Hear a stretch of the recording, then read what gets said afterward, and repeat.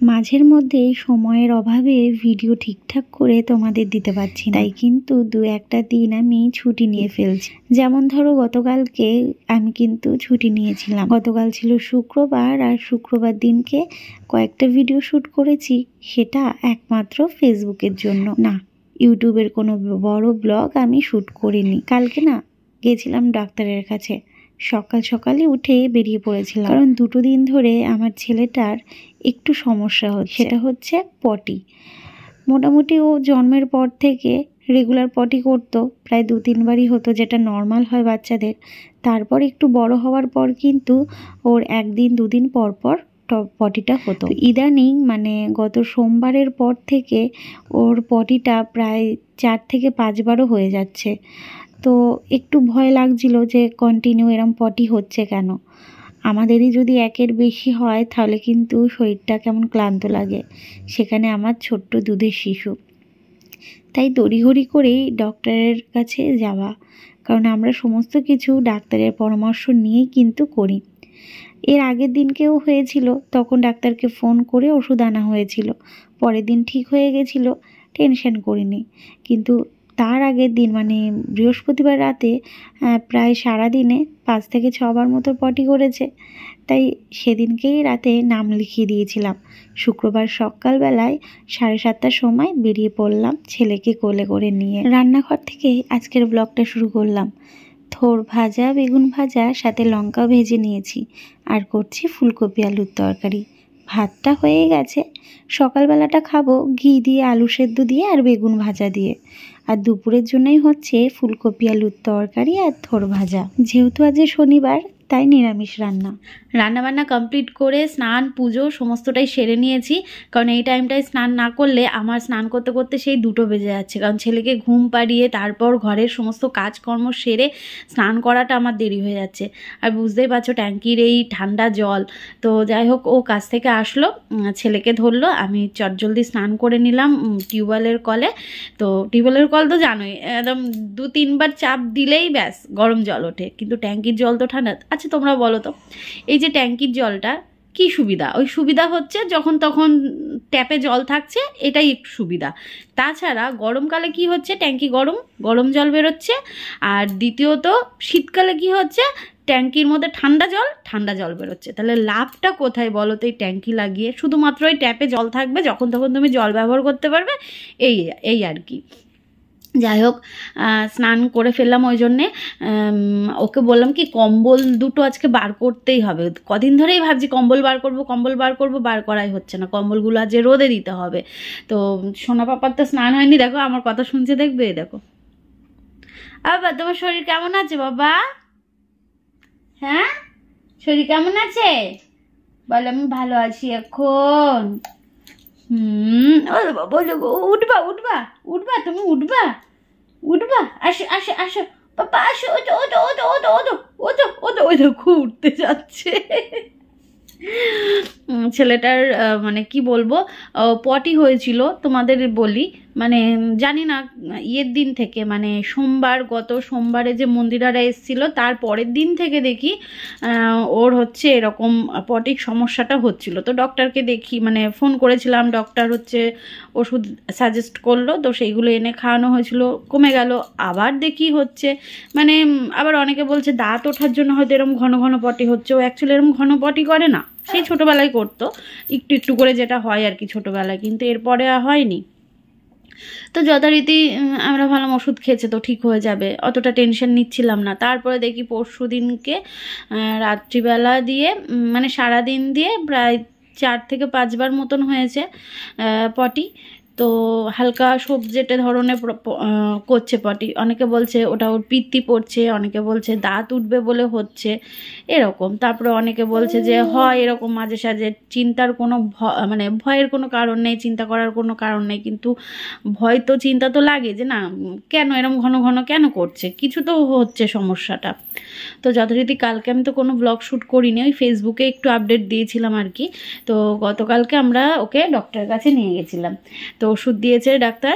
আর বলে মুখটা ছোটো বেরিয়ে আসছে, হ্যাঁ হ্যাঁ, ভয় দেখায় না, ভয় দেখায় না, সবাই ভয় পেয়ে যাবে, ওটা ভয় দেখায় না। হ্যাঁ সবাই ভয় পেয়ে যাবে, ওটা ভয় দেখাতে নেই। হ্যাঁ বলবে কি, বাবা রনক বাবা আমার ভয় লাগছে বলবে। হ্যাঁ হ্যাঁ হ্যাঁ। তো যাই হোক, কালকে ওর জন্য ভিডিও শ্যুট করিনি।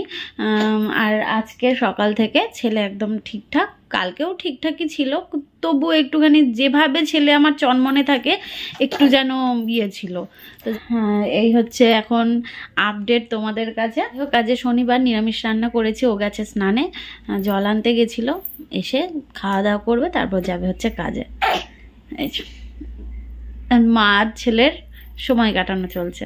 ওইদিকে দেখতেই পাচ্ছ ওর বাবা এখন যাচ্ছে কাজে, আসবে কখন দেখা যাক। আর এই যে আমার সোনা বাবা, এখন টেলু টেলু মাখা হবে। রোদে সোনা বাবা স্নান করতে এত ভালোবাসে কি বলবো, মানে ভীষণ এনজয় করে।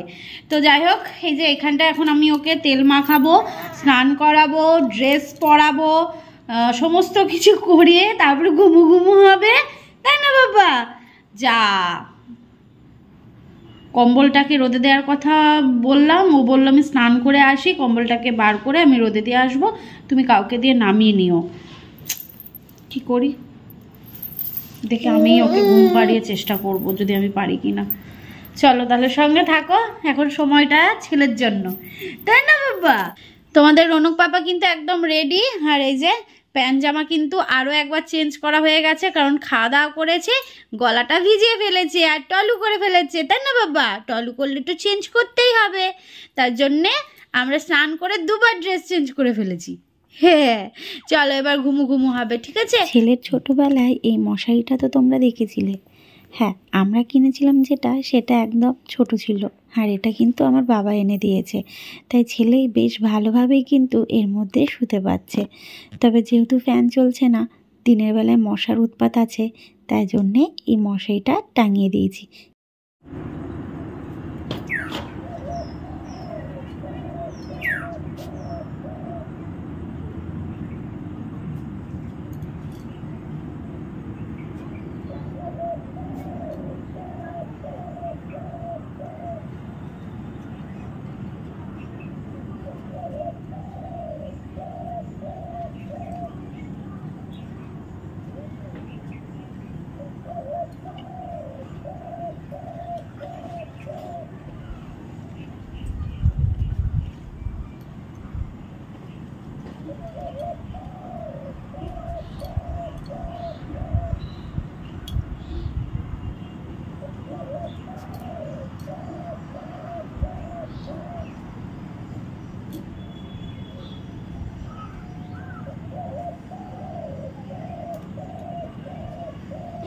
আলমারির ওপরে কম্বলটা নামাতে পারলাম না, তাই জন্য নিচে যেটা ছিল সেটাই রোদে দিয়ে নিলাম।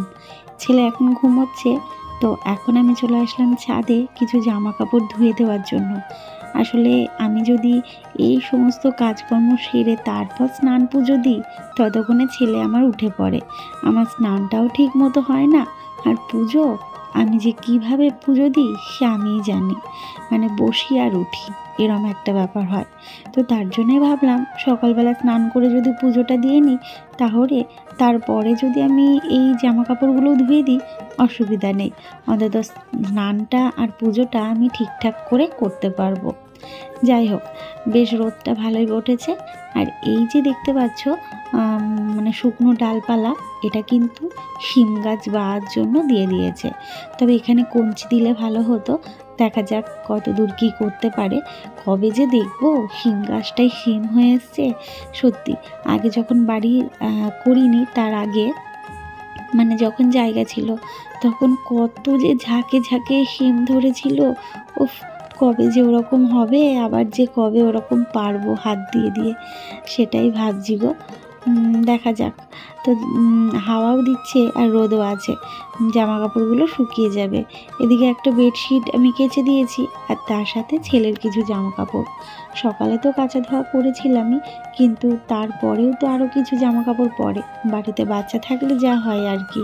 তো ভাবলাম রোদ যতক্ষণে রয়েছে তাহলে কেচে দিই, অন্তত জল ঝরেও যাবে, শুকিয়েও যাবে, আগামীকাল একটুখানি রোদে দিয়ে দিলেই হয়ে যাবে। যতক্ষণ না এই কাঁথা কাপড়গুলো ধুয়ে দিতে পারি আমার যেন শান্তি লাগে না। সকালবেলায় কিছুটা ধোয়া হয়েছে, যেগুলো রাত থেকে হয়, আবার যেটা সকাল থেকে হয় সেইগুলো যে এখন ধুয়ে দিলাম। আর ওদিকে একটা কম্বল এনে দিয়ে দিয়েছি, আর চাদরটাকেও কেচে দিয়েছি। চলো এবার নিচে যাই। এডিটের কাজটা কমপ্লিট করে ওই ঘরটা গোছালাম, অগোছালো ছিল। তারপর ভাবলাম ছাদে জামা কাপড়গুলোও শুকিয়ে এসছে, নিয়ে আসি। ওইখানটায় রেখেছি, খেতে বসলাম। এই যে দেখতে পাচ্ছ, এই যে চলছে। পাপা পাপা এতক্ষণ চুপচাপ ছিল, যেই খেতে বসেছি ব্যাস এবার চিল্লানো শুরু হলো। কি বলবো বলো তো, এভাবে খাওয়া যায়? শীতকাল পড়ে গেছে মানে শাকসবজিগুলোকে একটু কুয়াশায় যদি রাখা যায় বেশ টাটকা থাকে। তো এখন নিয়ে যাচ্ছি হচ্ছে ব্যালকনিতে রেখে দেওয়ার জন্য, শিশির পড়বে, টাটকা থাকবে। আর ওদিকে সন্ধেও দিয়ে নিয়েছি, মা এসেছে। আর সন্ধে দিয়েছি আজকে যেহেতু শনিবার, আমি শনি মঙ্গল আর বৃহস্পতিবারে কিন্তু একটু ধুনো দেখাই, বেশ ভালো লাগে। সারা বাড়ি যখন ধুনোর গন্ধে ম করে, বেশ ভালো লাগে একটা। তো মা এসেছে, মাকে চা করে দেবো, তার আগে ভাবলাম এই কাজটা আগে করে আসি, নাহলে ভুলে যাব যে। ঘুম হয়েছে? হ্যাঁ, ঘুম থেকে উঠে খাওয়া দাওয়া করে আবার কে হাত খায়? হ্যাঁ, কে হাত খায়? আজ এই কম্বলের মধ্যে ঘুমিয়েছো তুমি? পাপা যাবা, দিদুনের কাছে যাবা? হ্যাঁ, কে এসেছে? কে এসেছে? ডিডুন এসেছে? হ্যাঁ, ডিডুন এসেছে, ডিডুন এসেছে। এ দেখো নখগুলো শুক্রবার দিনকে কাটবে ভাবলো, না কাটা হয়নি, ভুলে গেছে। এবার না ঘুমোলে তো কাটা যায় না, রবিবারে আবার কাটবে, রবি নাহলে সোমবার দিনকে। তাকিয়ে বসিয়ে দিয়েছি তুলে এখানটায়, যে হেলান দিয়ে রয়েছে। এমনি সোজাভাবে বসাবি না, এখনো মাজায় লাগবে কিন্তু। ওই বালিশ টালিশ দিয়ে হেলিয়ে রাখি একটু, তাই না? হ্যাঁ, কিন্তু গামলায় যখন স্নান করে একদম 2 হাত দিয়ে ধরে নিয়ে বসবে। এদিকে দেখো মা আসার সময় নিয়ে এসেছে হচ্ছে, এখানে সিঙ্গারা রয়েছে, আর এখানে দেখো কি রয়েছে, দাঁড়াও বার করি। এ দেখো গজা, এই গজাটা আমার বর খেতে ভীষণ ভালোবাসে। আর এই নিমকিগুলো আমার ভীষণ ভীষণ পছন্দের, এই মিষ্টির দোকানের, এগুলো মিষ্টির দোকানের নিমকি আর গজা। আর সিঙ্গারা এনেছে, এখানে 2 কাপ বার করেছি, আজকে আমি চা খাবো। আর এখানে অল্প দুধ ছিল, সেই দুধটাকে জাল দিচ্ছি। আর দুধে দেখো কত সর পড়েছে। আজকে অনেকদিন পর ইচ্ছে হলো একটু চা খাওয়ার, তো ভাবলাম একটু চা খাই। আরও একটা জিনিস আছে, চলো আগে বার করি তারপর দেখাচ্ছি। তো দেখো এখানে সাজিয়ে নিয়েছি, এই যে অল্প চাটা হচ্ছে আমার, যেহেতু আমি চা খাই না তাই আজকে খাচ্ছি বলে একদম অল্প নিয়েছি। এখানে মায়ের জন্য চা রয়েছে। আর এই যে আমাদের গতকালকে আমার সোনা পাপার 6 মাস পূর্ণ হওয়াতে আমরা কেক কাটিং করেছিলাম, তো কালকে ভিডিও করিনি বলে তোমরা কোনো ব্লগ পাওনি। যাই হোক, এখানে রয়েছে হচ্ছে সিঙ্গারা, কেক মায়ের জন্য নিয়েছি। চলো, এটা আমাদের সন্ধ্যের খাবার, দারুণ না বলো তো? চলো।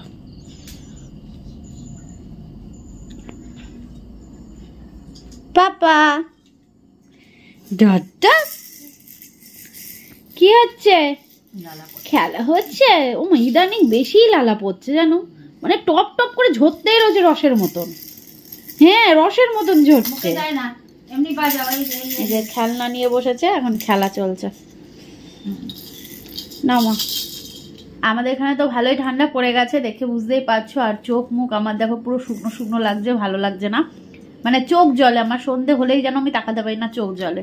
তো এই যে মা সিঙ্গারাটা এনেছে, এটা নতুন দোকান, এত সুন্দর, দারুণ লাগছে। আমার সিঙ্গারা খেতে বেশ ভালো লাগে জানো তো, তার মধ্যে যদি উষ্ণ গরম গরম হয়। তো এই যে মাও খাচ্ছে, আর ওদিকে ছেলে খেলা করছে। ওরে বাবা, হামুক বড় হয়ে যাবে বাবাই, যা পাই সমস্ত কিছু মুখের মধ্যে ঢোকাতে যায়, আবার শুনবে তাকাবে ওরম ভাবে। দেখো দুষ্টু,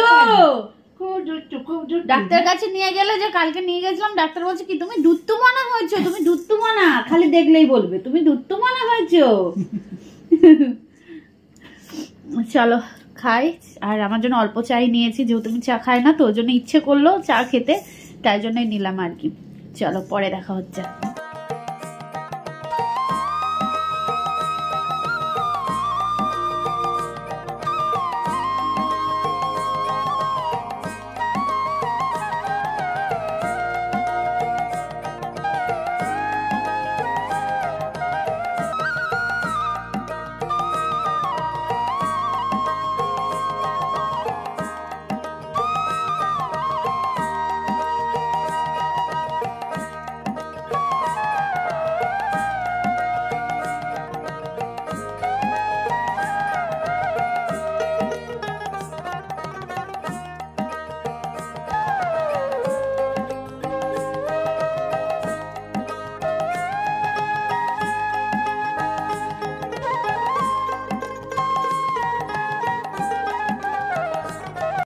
আজকে রাতের খাবারে রয়েছে গরম গরম হাতে বানানো রুটি মায়ের হাতের, আর এখানে মায়ের হাতের আলুর দম, আর এখানে রয়েছে পায়েস, আর এখানেও তাই রয়েছে। ঠিক আছে, এই যে চলো মাকে আর ওকে খেতে দিই, আর ছেলেকে এখন খাওয়ালাম, ওকে এখন আমি ঘুম পাড়াবো, তারপর আস্তে ধীরে খেয়ে নেব।